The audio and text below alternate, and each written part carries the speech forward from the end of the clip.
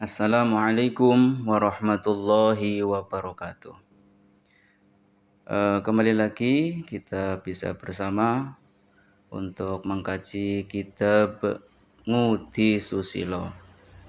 Di video yang pertama kita sudah belajar ya pembukaan, kemudian ada sedikit keterangan yaitu bahwasanya kita harus mulai belajar akhlak tata krama itu mulai umur 7 tahun. Bahkan sedini mungkin kita harus belajar tata krama akhlak yang baik sehingga kita tidak mengalami kerugian, kita tidak ketun alias menyesal di kemudian hari. Langsung saja marilah kita baca ya bait demi bait dan kita resapi maknanya. Seperti biasa kita baca terlebih dahulu. Bismillahirrahmanirrahim. Salatullahi malahat kawakib ala ahmad khairi marrakiban najaib. Yang ini ya, yang kudu tresna. Kudu tresna ring ibune kang rumati, kawit cilik marang bapak kang gemati. Ibu bapak rewangana lamun repot, aja kaya wong gemagus ingkang wangkot. Lamun ibu bapak perintah enggal tandang, aja mbantah, aja sengul, aja mampang. Andap asor ing wong tua najan liya, tetepana aja kaya raja kaya. Gunem alus alon lirih ingkang terang, aja kasar aja misuh kaya bujang. Bismillahirrahmanirrahim. Kudu tresna ring ibune kang rumati, kawit cilik marang bapak kang gemati. Kudu tresna ring ibune. Kita sebagai anak harus cinta kepada ibu kita. Kang rumati yang sudah merawat kita. Kawit cilik marang bapak kang gemati. Ya. Artinya ibu telah merawat kita dari kecil. Marang bapak kang gemati, begitu juga kita kepada ayah, kepada bapak kita. Karena apa? Beliaulah bapak kita yang sudah bersusah payah mencari nafkah demi siapa? Ya demi kita, demi anak-anaknya. Ya. Kemudian ibu bapak rewangana lamun repot, aja kaya wong gemagus ingkang wangkot. Ibu bapak rewangana, ibu dan bapak kita harus kita tolong, harus kita bantu lamun repot. Ketika ibu bapak kita sedang repot, sedang sibuk, apa yang bisa kita bantu, maka bantulah.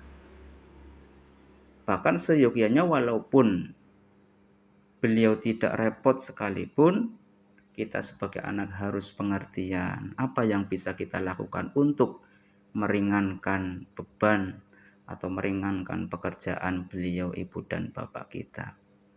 Aja kaya wong gemagus, jangan seperti orang yang sok ganteng ingkang wangkot. Ya. Orang yang sok ganteng dan orang yang keras kepala, tidak peduli, tidak empati, tidak kasihan kepada ibu bapak kita yang sudah direpotkan dengan segala macam pekerjaan.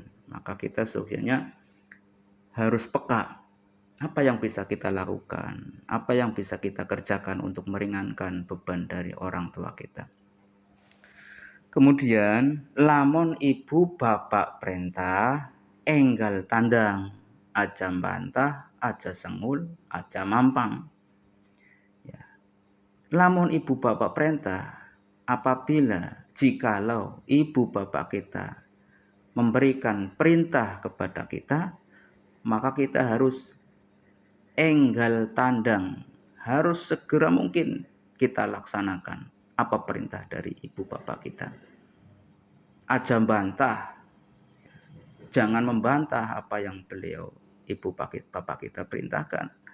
Aja sengul, aja mampang, ya. Jangan wegah-wegahan, jangan malas-malasan, jangan menunda-nunda, bahkan malah menantang atau tidak mau dengan cara kasar. Itu sangat harus kita jauhi.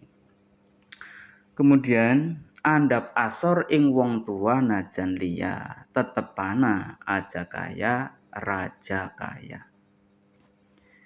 Andap asor artinya kita harus sopan santun, ya. Ing wong tua, kepada orang yang lebih tua dari kita, najan liya tetepana, walaupun itu orang lain, ya, maka kita pun tetap harus hormat, harus andap asor, harus sopan santun kepada orang yang lebih tua daripada kita, apalagi itu ibu dan bapak kita yang sudah berjasa begitu besar kepada kita. Aja kaya raja kaya, jangan seperti raja kaya, itu sebutan untuk hewan, ya.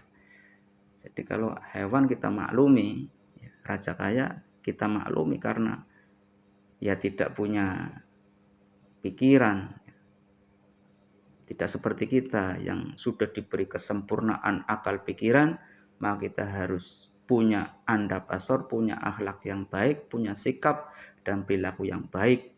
Jangan kita seperti hewan yang tidak diberi modal sebagaimana manusia. Kemudian gunem alus alon lere ingkang terang, aja kasar aja misuh kaya bujang.